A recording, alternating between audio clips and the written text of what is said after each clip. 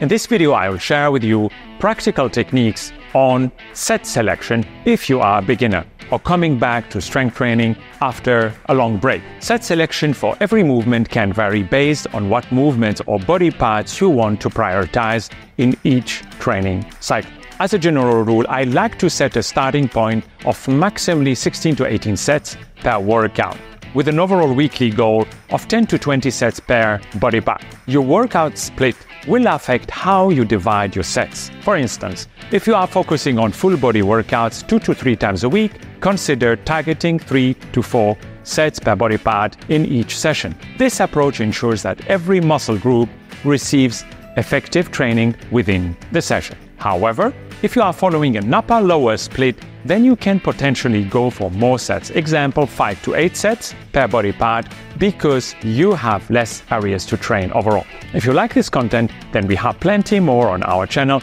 so please like and subscribe to see more of our content in future. Thank you for watching.